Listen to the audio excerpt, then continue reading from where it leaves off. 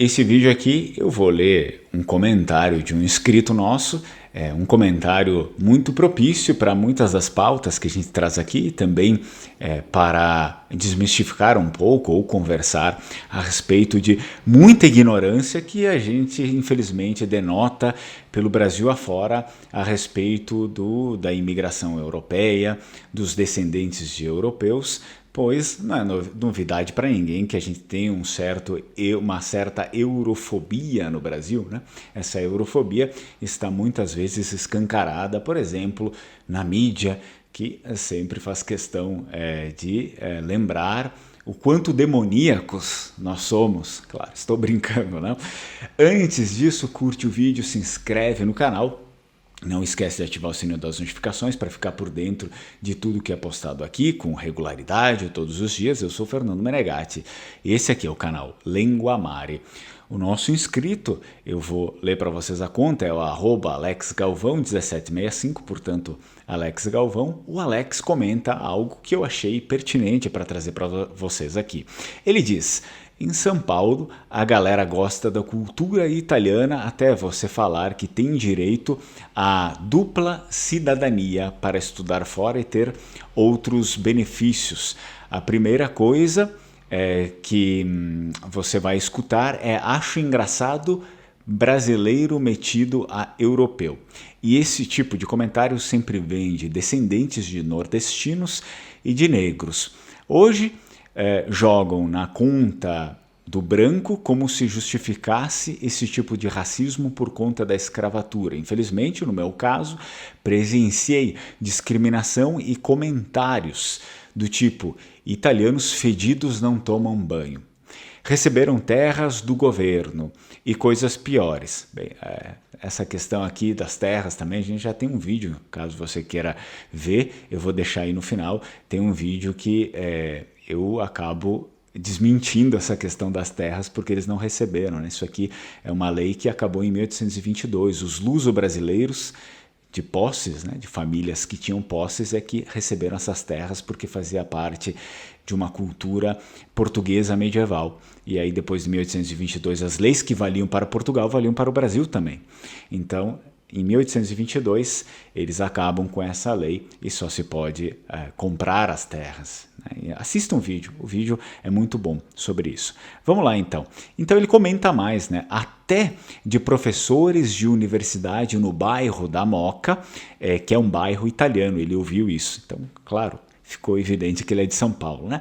A famosa emissora de televisão fez uma matéria esse ano, ele estava falando sobre a Globo, né? Falando que o bairro do Bexiga era um bairro negro e que os italianos se apropriaram do bairro. E aí ele comenta, ele dá uma risada ali. Aliás, que hoje é um dos marcos da cultura dos italianos de São Paulo. A coisa tem ficado bizarra com esse racismo crescente promovido por esses grupos. Se isso ocorre hoje, imagine o que acontecia com os italianos na época lá da Segunda Guerra, né? Proibidos de falar sua língua por causa dos conflitos e não sabendo o português. Por isso penso que temos que nos apoiar e abrir portas uns para os outros mesmo, de quem tem um nível de consciência aquém. É interessante, né, o comentário. É claro que, como eu digo para vocês, a gente nunca deve discriminar as outras pessoas. Esse canal não é feito para isso, não é um canal neonazista, fascista e sei lá mais o que, mais que ista vocês querem pensar. Não é um canal sobre isso, mas efetivamente a gente percebe que existe uma eurofobia no Brasil. Essa eurofobia ela é justificada também pelos livros de história, principalmente após que a gente pode perceber que após o golpe da República, a República começa a criar um certo cisma, é óbvio, né, com a sua história europeia, para fazer com que cada vez mais se afaste essa realidade da monarquia do Brasil, essa realidade do Brasil português. Então, isso foi uma ideologia, claro, uma história que pertence muito mais a um Brasil um Brasil de antes da nossa imigração. Não que isso aconteceu, evidentemente, pouco tempo depois que os nossos imigrantes já estavam aqui, mas é um Brasil, uma história que ela já vinha de muito tempo atrás, antes dos nossos imigrantes chegarem.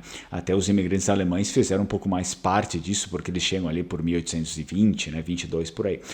Mas o que acontece é que é um fato histórico que esses grupos que impulsionaram a República, eles começam a, de certa forma, também a formular essa doutrina dessa negação contra o seu passado português, o seu passado europeu, para que cada vez mais se trabalhe em prol de uma identidade brasileira, que é uma identidade que foi criada ao passar aí desses anos, uma identidade forçada, que foi trabalhada pelo próprio Estado brasileiro, que ela não existia antes, porque antes disso existiam os portugueses de lá, né, os portugueses europeus e os portugueses de além-mar. O termo brasileiro não era aplicado, as pessoas não se chamavam brasileiros, eram os portugueses de além-mar. Sendo assim, após esse período, inicia toda essa negação. Claro que essa negação influencia também na cabeça das pessoas e existe uma certa cultura do repúdio à figura do europeu. Muitas coisas foram criadas, como a monarquia quer tomar novamente o Brasil, quer escravizar as pessoas, quer escravizar isso, aquilo, fazer aquilo e aquele outro. Então, a partir desse momento, se inicia, sim, esse tipo de cultura. É óbvio que essa cultura já estava na cabeça da maior parte das pessoas, e quando a gente adiciona esse fato da Segunda Guerra Mundial, que então é um estado de exceção, como eu já falei para vocês em outros vídeos, e nós temos os países como Itália, Alemanha e Japão, que estão num grupo o qual não vai ser o grupo que o Brasil se encaixa, né? O Brasil faz parte dos aliados. Aí, a partir disso, a situação piora um pouco mais, começa a se justificar certos preconceitos contra esses grupos, né? Principalmente aqueles que vieram da Itália, aqueles da Alemanha, Japão e assim por diante. E percebam que há um nível de ignorância muito grande no governo, a partir do momento que ele não consegue discernir que esses grupos vieram de países recém-unificados. Esses grupos nem se consideravam italianos, quanto muito se consideravam iguais, por exemplo. Existem relatos infinitos que navios onde se tinha pessoas do norte da Itália e pessoas do sul da Itália, claro, óbvio, a gente sabe, eles nem se entendiam, não sabiam se um falava isso, falava aquilo, eles não entendiam a língua um do outro, e que quando chegava-se para entrar no país, eles diziam italianos para esse lado, eles nem sabiam o que fazer, eles nem se reconheciam como italianos. Eles nem se viam, um vêneto e um calabrese, eles não se enxergavam como italianos. Um se enxergava como uma coisa, outro se enxergava como outra coisa. Tanto que falavam línguas diferentes. Claro que era uma ignorância generalizada a respeito disso, que a partir desse momento, essa ignorância que prevalece, que é a ignorância do governo.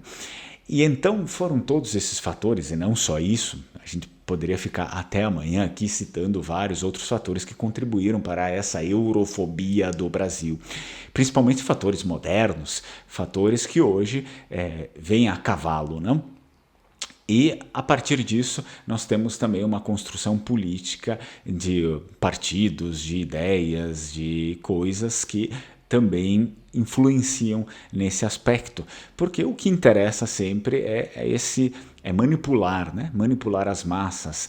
Existe um 5% que faz parte dessa massa crítica e talvez nem menos, até menos de 5%, e a maior parte é aquele, o famoso o idiota útil, né? Que é aquele que apoia, que isso diz, e eu não estou me referindo apenas a um grupo ou uma classe social, estou me referindo a praticamente todos os brasileiros. A gente pode ver que, por exemplo, não é estranho se encontrar uma pessoa, um branco, né? Um branco, muitas vezes até descendente de vênetos, e até mesmo aqui não é estranho, né? Não é difícil encontrar um descendente de vênetos que defende tal, que todas essas ideias que são vendidas, toda essa eurofobia. Ontem mesmo eu estava falando com um dos nossos inscritos aqui do canal, que é o Robson. Ele comentou, se não me engano, ele estava comentando com uma pessoa que ele queria aprender Vêneto, e a pessoa disse: por que você vai querer aprender isso? Aprende italiano logo, né? E aí, no meio da conversa, ele me disse que acabou caindo ali as línguas do Brasil, e aí ele falou sobre o tupi, né? O tupi-guarani, e aí a pessoa disse: eu acho que deveria ser ensinado na escola. Bem, mas por que você acha então que uma língua minoritária europeia deve ser extinta, que você tem que aprender o italiano, porque existe essa noção da utilidade? O humano não estuda mais para crescer e para ser rico de cultura, né? Para se enriquecer como humano, mas simplesmente para enriquecer o seu próprio bolso. Esse é o esvaziamento do humano. Não que, enfim, ganhar dinheiro esteja errado, mas é preciso também ganhar um pouco de inteligência. Se você for ficar se pautando sempre por dinheiro, entende? Né? Você vai se limitar demais. Então, é errado você querer estudar uma língua minoritária europeia, porque não vai servir para nada, mas é muito bom e muito certo estudar uma língua minoritária brasileira, uma língua indígena, né? Isso é prestígio. É uma língua que deveria até ser ensinada na escola. Vocês percebam a eurofobia que existe nisso, né? As coisas dos europeus só prestam se tiver alguma utilidade para você conseguir, né, alguma coisa prática.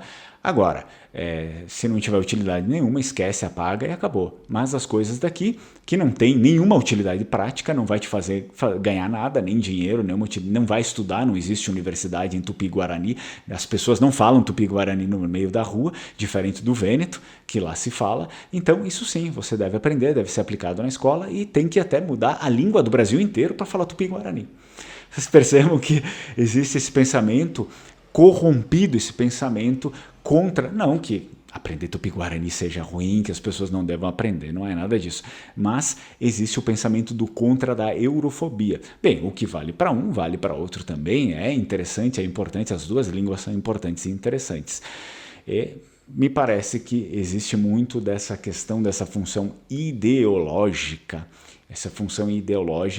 que, por incrível que pareça, cada dia mais ganha inúmeros espaços e ganha infinitas mentes, até as mentes das pessoas que são descendentes de europeus, por incrível que pareça.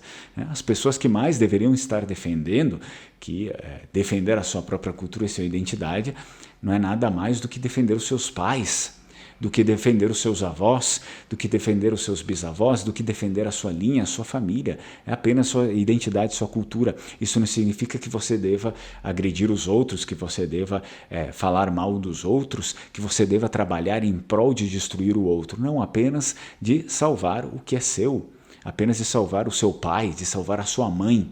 A partir do momento em que você repudia isso, que você entra nesse jogo dessa emissora famosa que foi citada aqui, mas não só ela, né? Se a gente ligar a TV inteira, está cheia de porquice. Mas não só a TV, a internet também, não nos esqueçamos disso, não?